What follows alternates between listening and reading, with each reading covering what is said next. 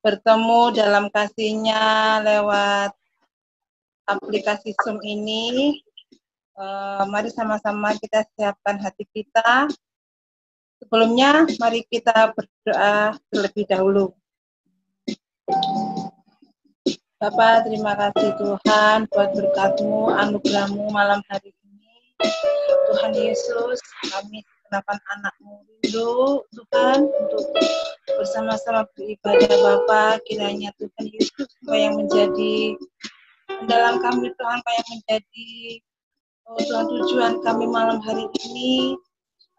Setiap kami supaya kami layak masuk hadirat-Mu.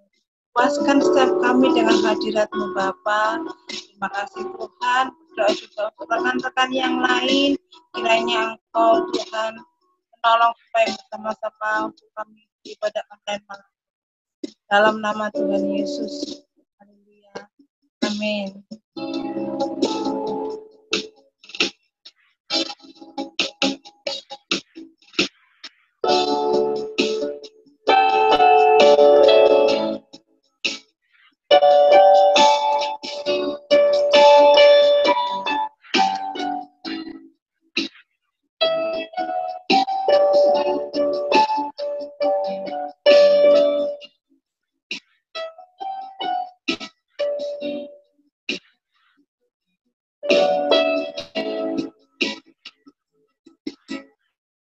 Saat ku masuk ke hadirat-Mu, ku tersungkur dan sembah-Mu. Ku persembahkan korban syukurku yang terbaik bagimu. Saat ku masuk ke hadirat-Mu, ku tersungkur dan sembah-Mu. Ku persembahkan korban syukurku yang terbaik bagimu.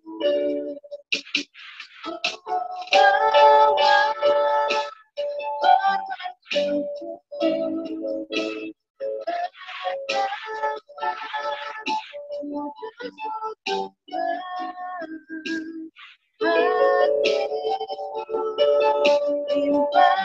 dan syukur Tuhan baik selamanya.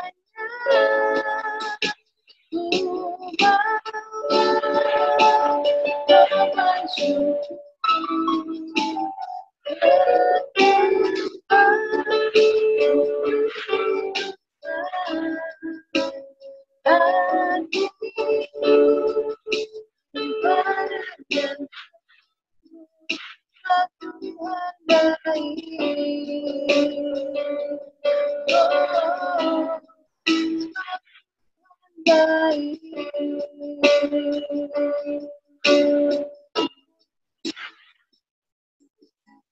saat ku masuk ke hadirat-Mu, ku tersungkur dan sembah-Mu. Ku persembahkan korban syukurku yang terbaik bagimu. Ku bawa korban syukur,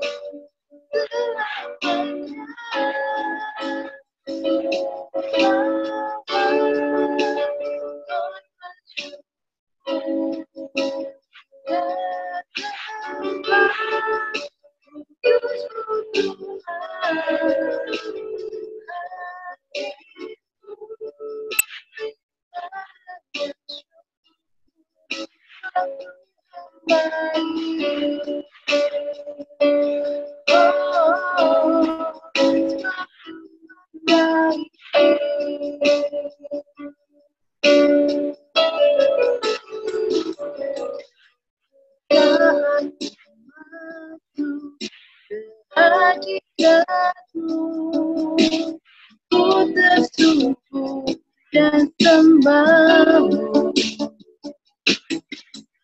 ku persembahkan korban syukurku yang terbaik bagimu.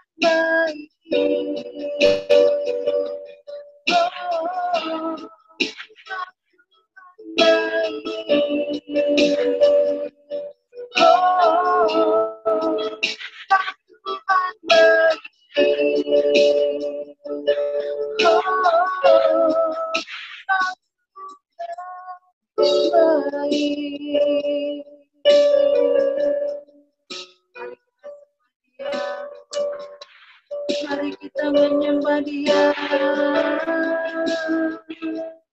sembah Dia.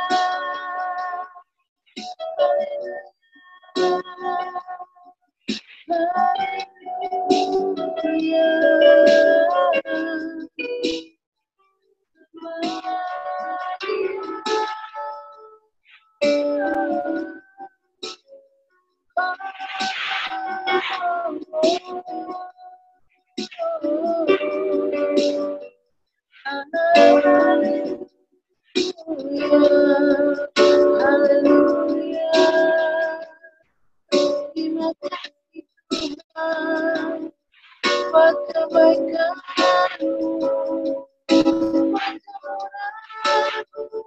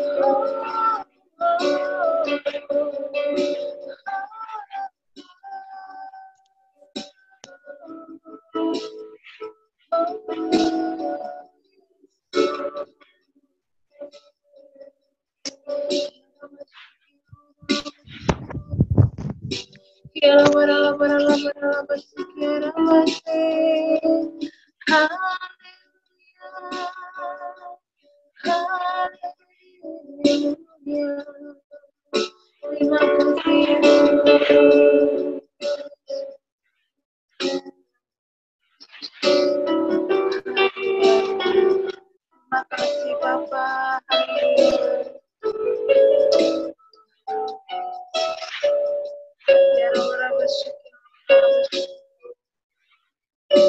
Haleluya.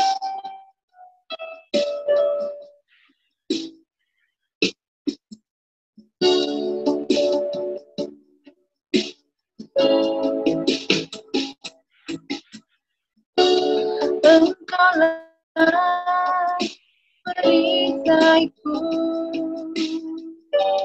saat badai hidup menerpaku. Janjimu di dalamku, tenangkan jiwaku. Engkaulah perisaiku, saat badai hidup menerpaku. Firman-Mu di dalamku, pulihkan jiwaku. Bukan berdiri di tengah badai dengan kekuatan yang Kau berikan. Sampai kapanpun bukan bertahan, karena Yesus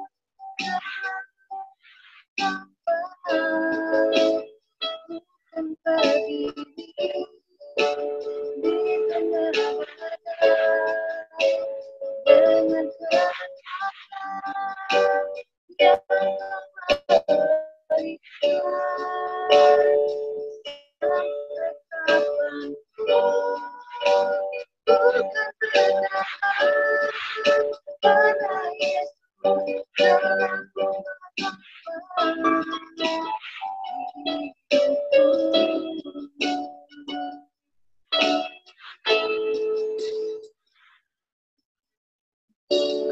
Engkaulah perisaiku, saat badai hidup menerpaku. Firman-Mu di dalamku, tenangkan jiwaku. Engkaulah perisaiku, saat badai hidup menerpaku. Janji-Mu di dalamku, pulihkan jiwaku. Bukan berdiri di tengah badai dengan kekuatan yang Kau berikan. Sampai kapanpun bukan bertahan, karena Yesus selalu memberi.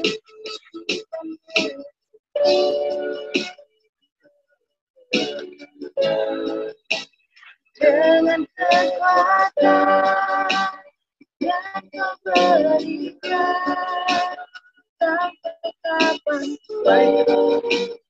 bukan bertahan, karena Yesus selalu memberi.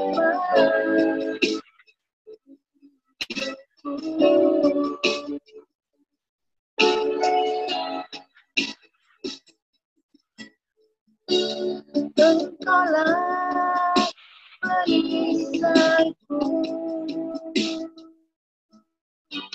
saat badai hidup menerpaku. Firman-Mu di dalamku, pulihkan jiwaku. Bukan berdiri di tengah badai dengan kekuatan yang Kau berikan. Sampai kapanpun bukan bertahan, karena Yesus selalu memberi.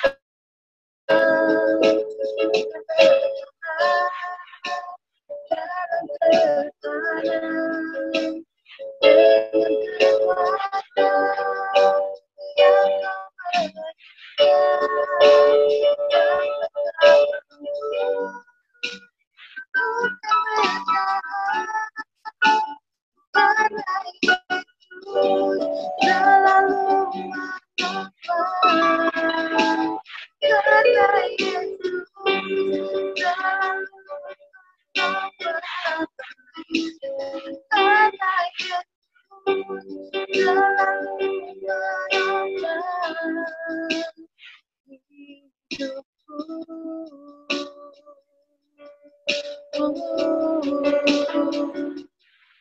Menopang hidupku,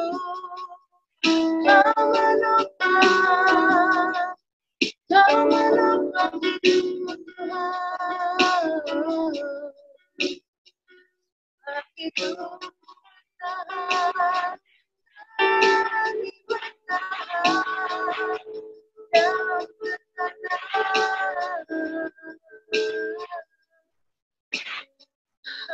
Di gereja terkasih kami Tuhan, House Holy Fire Tuhan, kiranya Engkau beri kekuatan yang sama Tuhan, hari lepas hari Tuhan, Kau berikan kami kekuatan lebih lagi ya Bapa. Kami tahu Tuhan, hidup kami saat ini Tuhan tidaklah begitu mudah Tuhan, tapi kami percaya Tuhan, tangan-Mu yang kuat itu Bapa, tangan-Mu yang perkasa itu yang menggandeng kami, menopang kami, menolong kami Bapa. Yang saya beri judul di sini yaitu sejuta, ya, setia, jujur dan taat kepada Tuhan. Ya. Di sini saya katakan tadi terjadi peristiwa yang sama, cara yang sama, kesalahan yang sama, pengakuan yang sama. Ya, mari kita baca ayatnya supaya kita tahu bahwa apa yang dilakukan oleh Ishak juga pernah dilakukan oleh Abraham, ayahnya Ishak. Kejadian pasal 20 ayat 2 dikatakan, saya akan bacakan, oleh karena Abraham telah mengatakan tentang Sarah istrinya, dia saudaraku, maka Abimelek Raja Gerar menyuruh mengambil Sarah. Amin. Bapak, Ibu, dan Saudara, coba kita perhatikan baik-baik supaya kita tangkap firman ini dan tidak ada yang kembali dengan sia-sia. Karena ini yang menjadi pelajaran buat kita bahwa Bapak dan anak itu petanya adalah sama. Karena itu sekedar mengingatkan kepada kita semua, kepada Bapak, Ibu, Saudara, dan saya, supaya kita ambil contoh dari teladannya Abraham. Ketika dia merawat, mendidik, dan membesarkan Ishak. Jadi melalui ayat ini kita yang sudah menjadi bapak-bapak, ya, menjadi orang tua yang punya anak, kita diajarkan supaya punya tanggung jawab secara penuh terhadap anak-anak kita.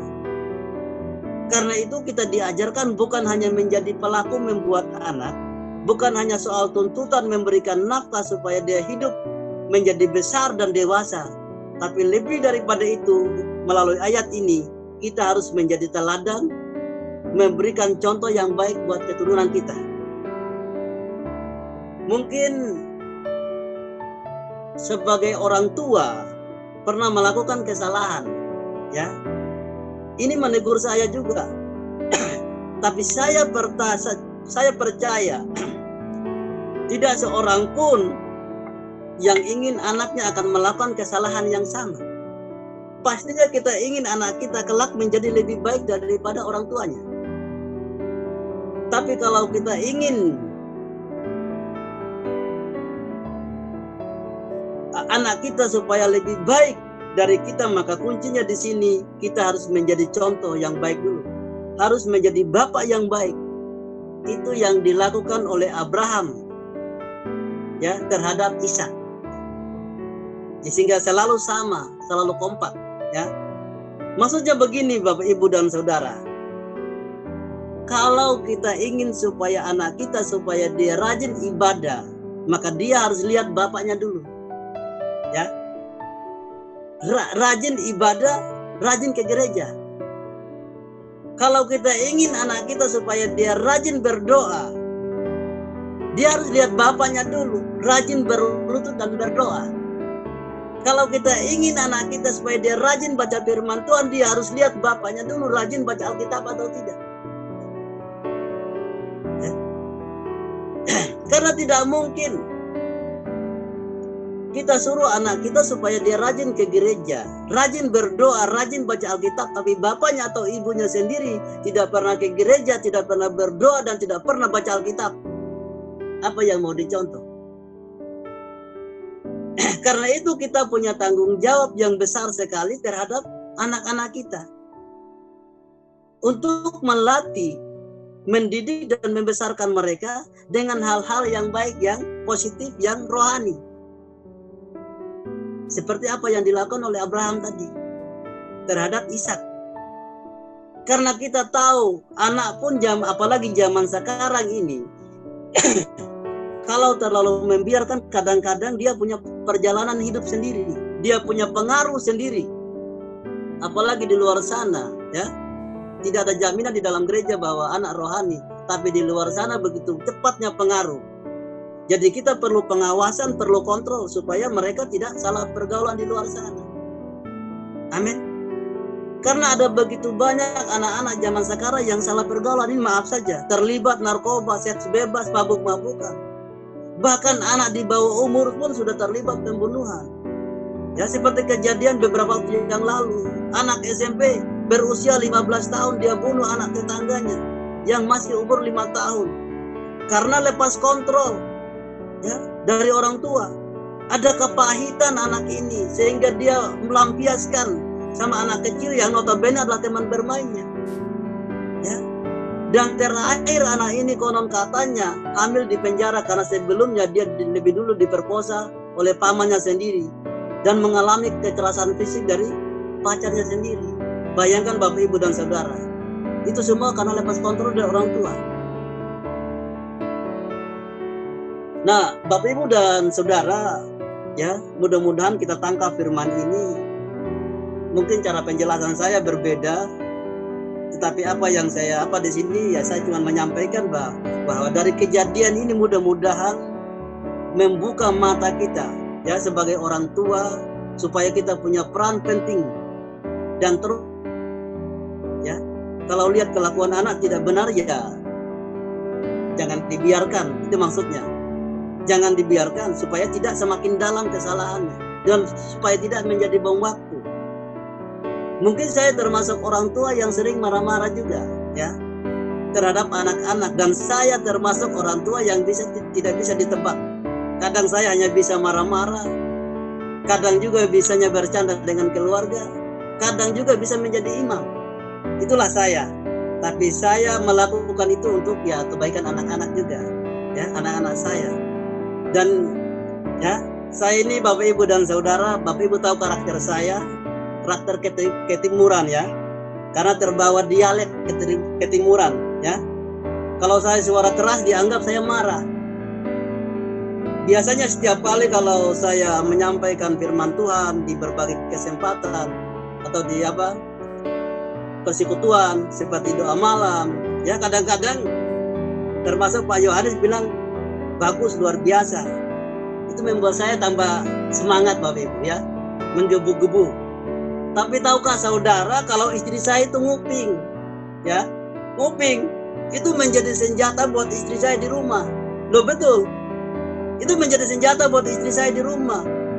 Begitu saya marah-marah, istri saya tanpa basa-basi langsung bilang begini, percuma hamba Tuhan kalau sampaikan firman dipuji-puji, tapi kalau di rumah kelakuannya kayak singa Yehuda.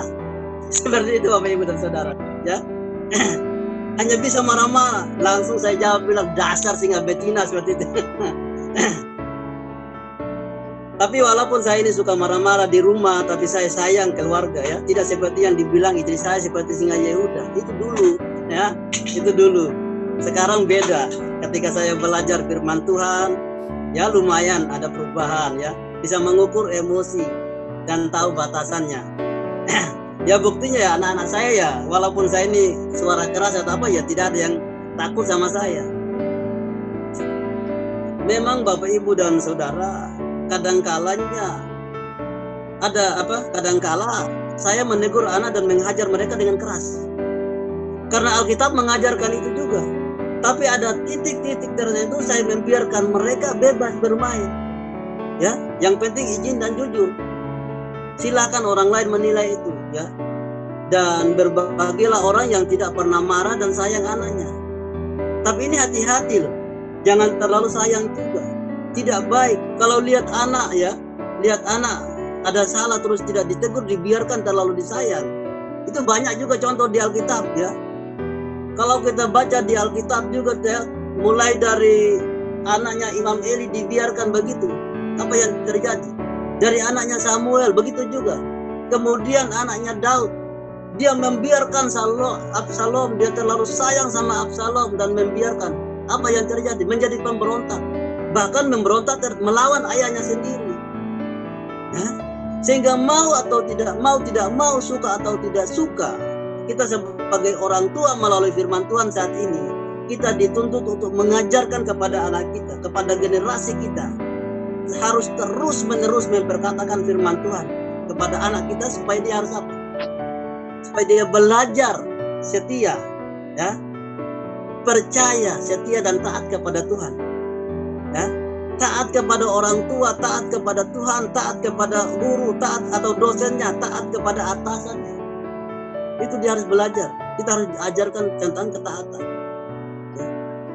Sekarang kita lanjutkan bagaimana ketika Tuhan memberkati keluarga yang taat kepada Tuhan akan menuai apa yang dia tabur atau akan menikmati hasil jeripayanya. Amin.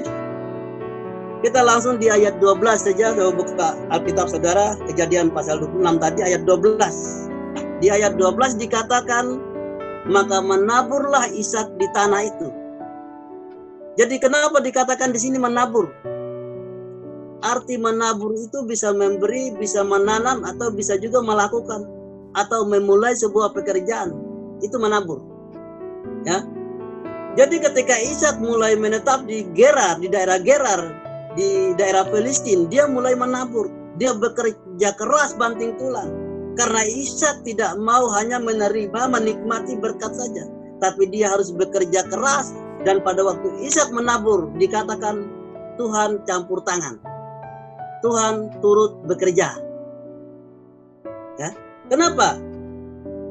Karena dia percaya, setia dan taat kepada Tuhan, sehingga kemanapun Ishak pergi, Tuhan turut bekerja. Maka dikatakan masih di ayat 12, dan dalam tahun itu juga ia mendapat hasil 100 kali lipat. Semua diawali ketika dia menabur. Lalu dari hasil jeripayanya dia mendapatkan hasilnya, dikatakan 100 kali lipat. Sebab Ishak diberkati oleh Tuhan. Sebenarnya kalau kita perhatikan, ini bukan kata bilangan, tapi bisa juga berlipat-lipat kali ganda. Saking tidak bisa berhenti kalimat ini, sehingga dikatakan 100 kali lipat. Dan karena Tuhan memberkati Ishak, sehingga dia menjadi orang kaya, menjadi sangat kaya. Alkitab mengatakan berkat Tuhanlah yang menjadikan kaya, susah payah tidak akan menambahinya. Jadi Tuhan pasti memperhitungkan setiap jeripaya kita. Karena apa yang kita tabur itu juga yang kita tuai. Ya? Kita lanjutkan di ayat 13. Orang akan takut angka 13 karena angka 13 ini disebut angka keramat, ya, angka sial. Sampai rumah maupun hotel di Indonesia tidak berani kasih angka 13 saking takutnya. Padahal di Alkitab banyak terdapat ayat-ayat berkat. Contohnya ayat bacaan kita ini termasuk ayat berkat. Amin. Ayat 13 dikatakan, dan orang itu menjadi kaya, bahkan kian lama kian kaya, sehingga ia menjadi sangat kaya.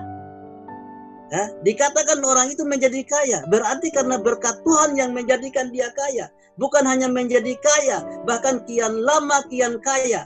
Dan dikatakan lagi Ishak menjadi sangat kaya. Ini hebat sekali.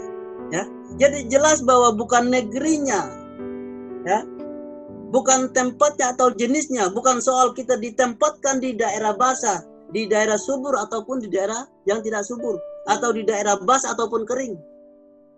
Dan bukan soal kita ditempatkan di gereja yang besar, yang jemaatnya banyak, ataupun di gereja yang kecil seperti gereja kita Betani Kendang Sari, Jemaat House of Holy Fire. Tapi berkat Tuhan itu ada pada diri kita sendiri. Amin. Ya. Contoh yang paling sederhana di sini, ya, kita semua sama-sama jemaat Tuhan di gereja Betani Kendang Sari, Jemaat House of Holy Fire, ya. Tapi berkat kita beda-beda, ya. Tidak sama, Bapak Ibu dan Saudara.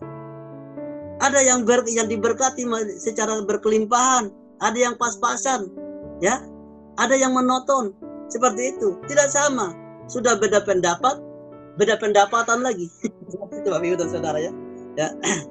Oke, kita lanjut lagi di ayat 14. Dikatakan, ia mempunyai kambing domba dan lembu sapi serta banyak anak tua, sehingga orang Filistin itu cemburu kepadanya, ya. 14b ini dikatakan sehingga orang Filistin cemburu kepadanya. Ini penting Bapak Ibu dan Saudara. Sudah bukan rahasia lagi kalau ada orang yang sukses sedikit. Banyak orang yang iri hati, tidak suka kalau lihat orang sukses. Setelah orang Filistin lihat Ishak berhasil, mereka mulai cemburu. Sehingga kemudian orang Filistin tidak tahan, ya, sakit hati, ada kepahitan. Akhirnya mereka mengusir Ishak di ayat selanjutnya nanti. Kira kasus seperti ini sering terjadi di sekitar kita, dengan tetangga, lingkungan, maupun di tempat kerja, bahkan di dalam gereja pun sering terjadi seperti ini. Cemburu, iri hati. Tapi begini pelajarannya Bapak Ibu dan Saudara. Kalau ada orang yang cemburu dan iri hati di tempat kerja, di kantor, di sekolah, di kampus, di mana saja, ya, biarkan saja. Jangan balas, ya. Kita belajar dari firman Tuhan, kita belajar dari Ishak. Jangan balas, ya. Kita kembali ke firman Tuhan bahwa pembalasan itu haknya Tuhan. Orang yang cemburu itu pasti orang gagal. Dia tidak mau lihat orang sukses. Orang semakin tinggi kedudukannya, pasti semakin banyak ujian yang dihadapinya, ya. Kita lihat negara maju seperti Amerika, di demo terus. Siapa saja yang salah di dunia ini pasti Amerika yang didemo. Ya, di mana-mana kedutaan Amerika di seluruh dunia diserang. Di demo terus. Saya sampai heran kenapa bisa terjadi seperti itu. Kok harus Amerika yang jadi sasaran? Dan setelah saya pikir-pikir ternyata karena Amerika ini sudah maju. Sudah maju, negara maju. Bahkan orang Amerika itu sudah sampai ke planet bumi. Orang Amerika itu sudah hebat. Ya. Bisa naik ke bulan lagi. Ya. Bahkan mereka sekarang sedang memikirkan bagaimana caranya bisa bertahan hidup di bulan. Loh iya. Bisa bertahan hidup di bulan. Tapi jangan salah ya.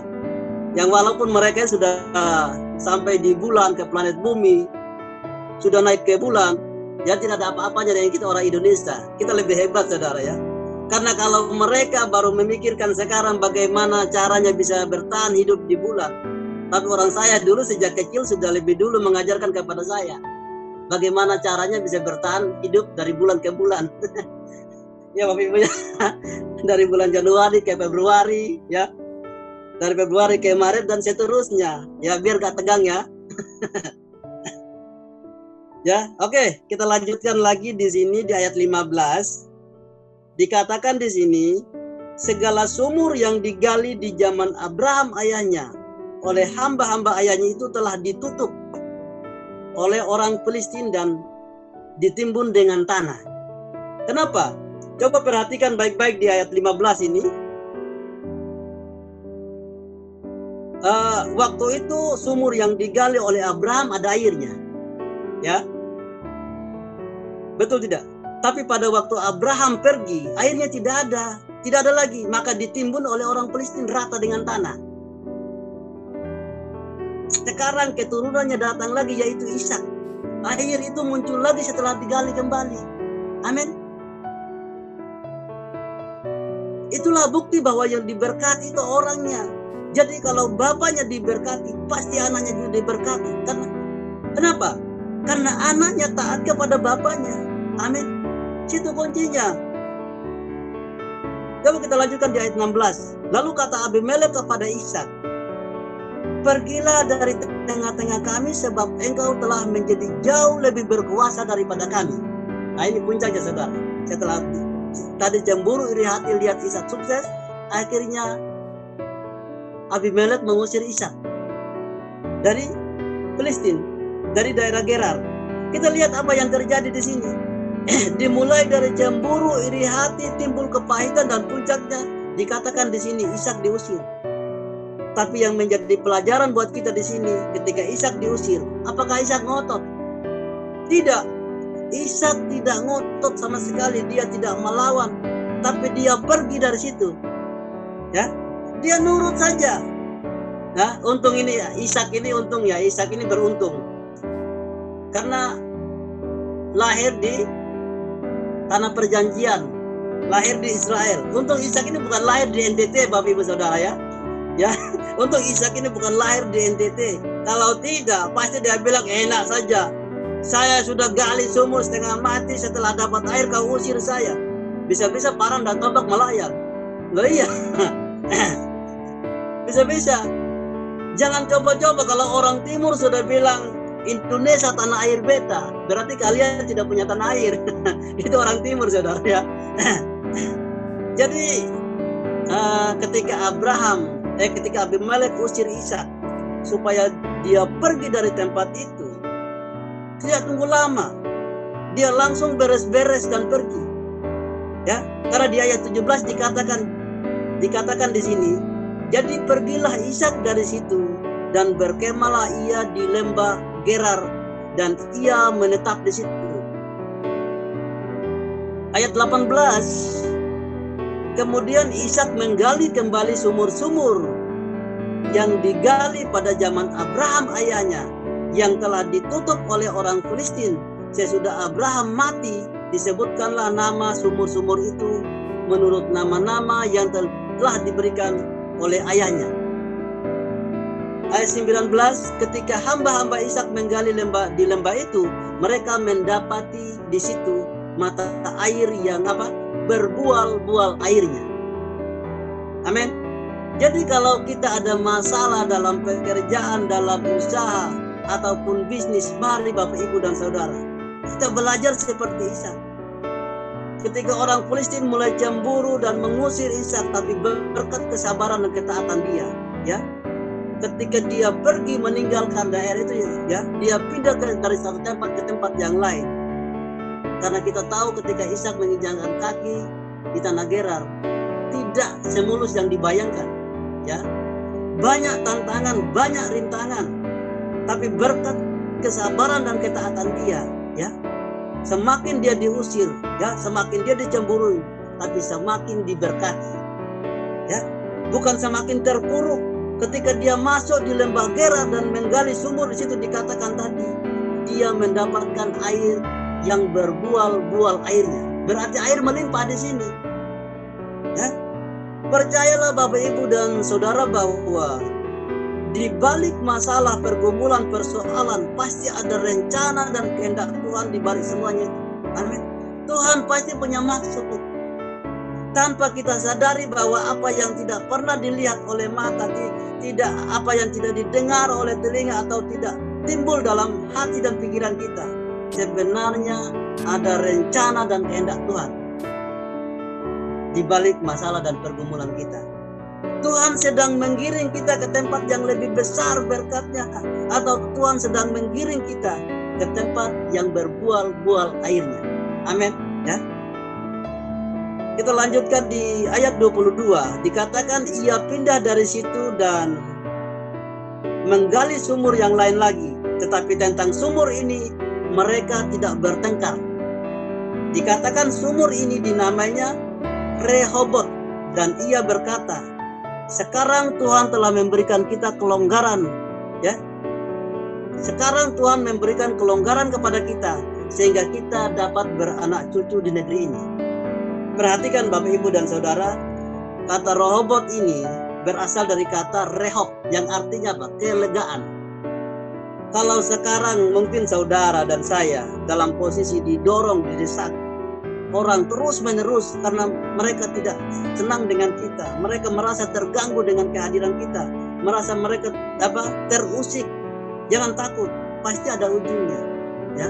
Pasti ada ujungnya. Percayalah suatu saat nanti Tuhan akan tunjukkan tempat kelegaan. Dia pasti mendengarkan setiap seru doa kita. Tuhan akan melepaskan kita, percayalah itu. Tuhan akan melepaskan kita dari berbagai persoalan dan akan memberikan kita kelonggaran, kelegaan dan ketenangan. Karena tidak mungkin Tuhan membiarkan kita terus-menerus menderita seperti ini. Ya. Ayat 23 dikatakan dari situ ia pergi ke Berseba. Ya.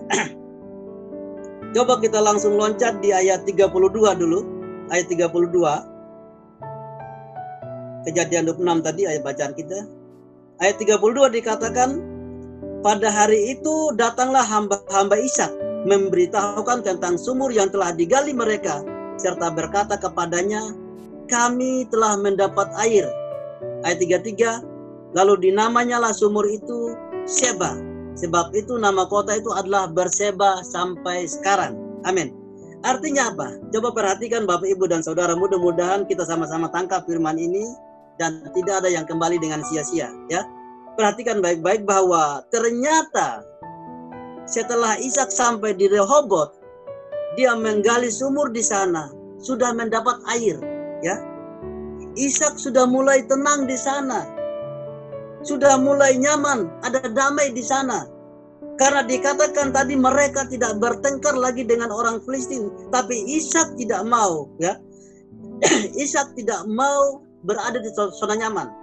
Dia terus melangkah maju dan akhirnya mereka meninggalkan Rehobot tadi, kemudian mereka berjalan naik dan akhirnya ketemu tempat yang bernama Berseba. Ya. Dan di Berseba mereka menggali di situ, maka sumur itu disebut Sheba.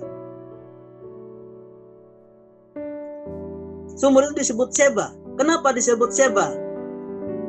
Karena air sumur itu bisa memenuhi seluruh kebutuhan penduduk itu, seluruh kebutuhan Berseba, kota Berseba. Bukan sekedar subur, bukan sekedar mendapat air untuk kebutuhan Ishak dan ternaknya saja, tapi dikatakan keluar air yang berbual-bual tadi sehingga bisa memenuhi kebutuhan seluruh kota Berseba. Kadang kita tidak mengerti, ya. Kalau ada masalah datang silih berganti, terutama saat yang kritis seperti kondisi sekarang ini.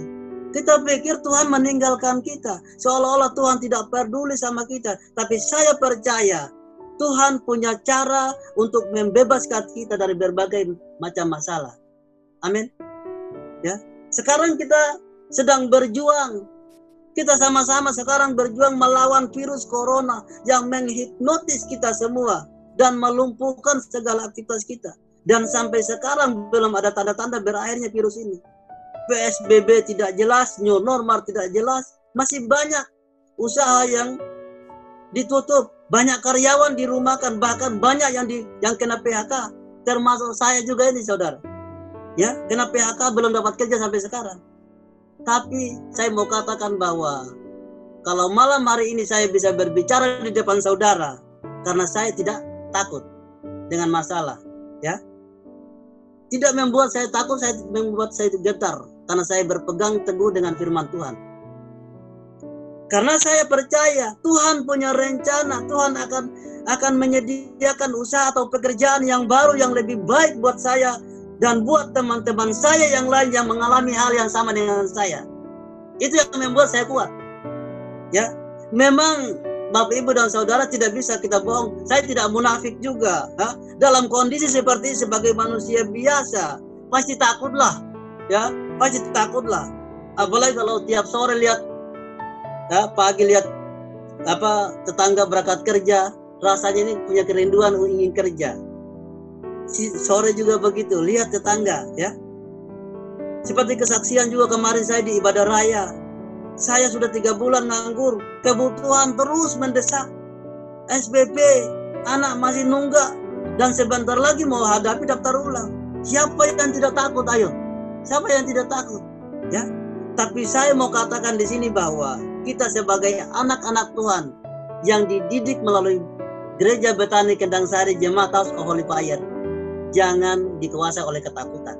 Amin. Takut itu wajar, lumrah, ya. Tapi kita, mari Bapak Ibu dan Saudara, kita satukan barisan kita supaya kita jangan dikuasai oleh ketakutan, ya. Karena itu melalui firman Tuhan saat ini, mari Bapak Ibu dan Saudara, supaya kita lebih sungguh-sungguh lagi berserah kepada Tuhan, ya. Mari kita cari wajahnya Tuhan, pulihkan hubungan kita dengan Tuhan secara pribadi, lebih rendah hati, merasa kita bukan siapa-siapa tanpa Tuhan. Itu yang harus kita cari Bapak Ibu, ya. Oleh karena itu Bapak Ibu dan Saudara yang dikasih Tuhan, mudah-mudahan kita tangkap firman Tuhan saat ini, bahwa memang semua tidak ada yang instan, semua pasti butuh proses. Tapi percayalah bahwa sebuah proses yang baik tidak akan pernah mengkhianati hasilnya. Amin. Karena itu jangan takut untuk keluar mencari tantangan yang baru seperti yang dilakukan oleh Abraham dan Ishak, ya. Karena kalau Ishak tidak keluar mencari tantangan yang baru, tidak mungkin dia disebut anak perjanjian dan tidak akan mendapat banyak harta yang melimpah. Abraham tidak akan mendapatkan gelar sebagai bapa orang beriman dan Ishak sebagai anak perjanjian, ya. Bapak Ibu dan Saudara, saya sangat percaya bahwa Tuhan yang disembah oleh Abraham dan Ishak adalah Tuhan yang sama yang kita sembah sampai saat ini, ya. Yang kita sembah di Gereja Betani Kendang Sari Jemaat House of Holy Fire. Dan kalau kita imani firman Tuhan saat ini, Tuhan akan memberkati setiap jeripaya kita. Tuhan akan menjaga dan melindungi kita. Semua dari virus corona, kita dijauhkan dari sakit, ya, virus ini. Dan pada saatnya nanti, Tuhan akan mengantarkan kita sampai ke Rehoboth tadi, ya, untuk mendapat kelegaan. Dan bahkan Tuhan akan bawa kita sampai ke Berseba yang berbual-bual airnya. Karena kita tahu bahwa air itu adalah sumber kehidupan bagi Bapak, Ibu, Saudara, dan saya. Sebelum saya akhiri khotbah saya hanya mau katakan berbahagialah orang yang percaya, setia, dan taat kepada Tuhan. Karena orang-orang seperti itulah yang akan diberkati Tuhan secara luar biasa. Yang mendapatkan hasil 100 kali lipat. Yang dibawa oleh Tuhan sampai ke Rehoboth untuk mendapat ketenangan. Dan bahkan Tuhan akan menggiring kita sampai ke Berseba yang berbual-bual airnya. Amin. Sampai di sini firman Tuhan. Saya Cornelis. Salam sehat semuanya. Ya, saya mohon maaf kalau penyampaian saya kurang berkesan karena tak ada gading yang tak retak. Ya, tetap semangat. God bless you. Amin.